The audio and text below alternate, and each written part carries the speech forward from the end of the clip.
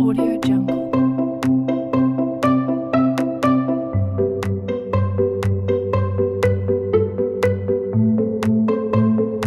Audio Jungle.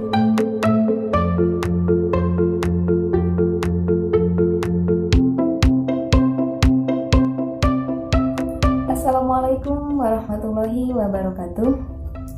Hai teman-teman, kali ini saya akan membuat video. Video kali ini dibuat untuk memenuhi tugas mata kuliah kebahasaan. Semoga rekan-rekan terkhususnya Ibu UPN UCH MPD selaku dosen pengampu mata kuliah saya berkenan menonton video ini sampai selesai nanti. Sebelum ke pokok pembahasan, izinkan saya untuk memperkenalkan diri. Saya Pipit Putriani dari Universitas Primagraha, Program Studi Pendidikan Guru Sekolah Dasar. Nah, di sini saya akan membahas tentang pemakaian huruf. Pemakaian huruf ada beberapa macam. Yang pertama ada huruf abjad, yang kedua huruf vokal, yang ketiga huruf konsonan, yang keempat huruf diftong, yang kelima gabungan huruf konsonan, dan yang keenam ada pemenggalan kata. Yang pertama, huruf abjad. Huruf abjad adalah suatu kumpulan huruf berdasarkan urutan yang umum dan baku. Huruf abjad yang digunakan dalam ejaan bahasa Indonesia terdiri dari 26, yaitu A, B, C, D, E, dan sampai Z.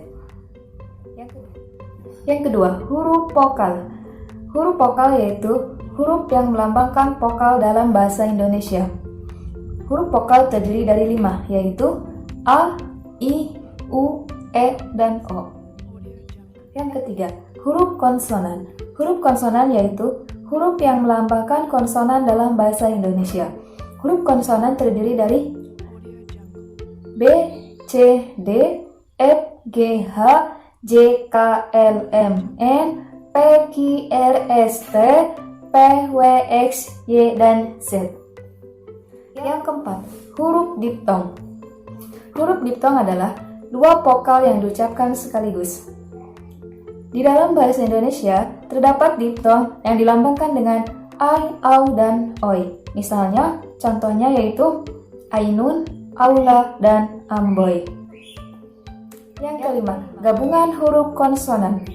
Gabungan huruf konsonan ada beberapa macam. Yang pertama ada KH, yang kedua ada NG atau eng, yang ketiga ada NY atau eng, dan yang keempat ada SY. Misalnya, contohnya yaitu khusus, nyilu, nyata, dan syarat.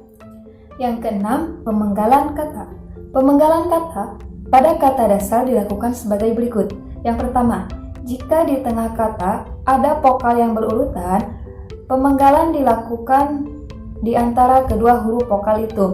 Misalnya, contohnya itu ma, in, buah, dan saat. Nah, selanjutnya, jika huruf diftong ai, au, dan oi tidak pernah diceraikan, sehingga pemenggalan kata tidak dilakukan di antara kedua huruf itu. Misalnya, contohnya itu saudara, bukan saudara.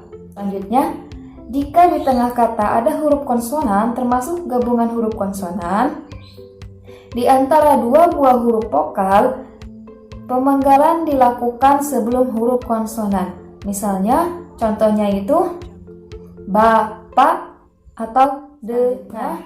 Jika di tengah kata ada dua huruf konsonan yang berurutan, pemenggalan dilakukan di antara kedua huruf konsonan itu. Gabungan huruf konsonan tidak pernah diceraikan. Misalnya, contohnya yaitu mandi atau makhluk. Selanjutnya, jika di tengah kata ada 3 huruf konsonan atau lebih, pemenggalan dilakukan di antara huruf konsonan yang pertama dan huruf konsonan yang kedua. Misalnya, contohnya itu ikhlas dan instrumen.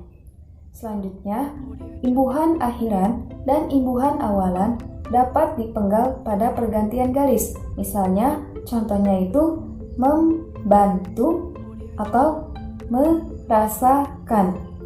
Jika suatu kata terdiri atas lebih dari satu unsur dan salah satu unsur itu dapat bergabung dengan unsur lain, pemenggalan dapat dilakukan. Yang pertama itu di antara unsur-unsur itu Atau yang kedua itu, pada unsur gabungan itu sesuai dengan kaidah.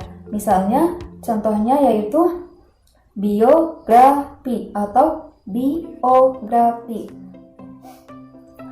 Untuk keterangan, nama orang, badan hukum, dan nama diri yang lain disesuaikan dengan ejaan bahasa Indonesia yang telah disempurnakan, kecuali jika ada pertimbangan yang khusus.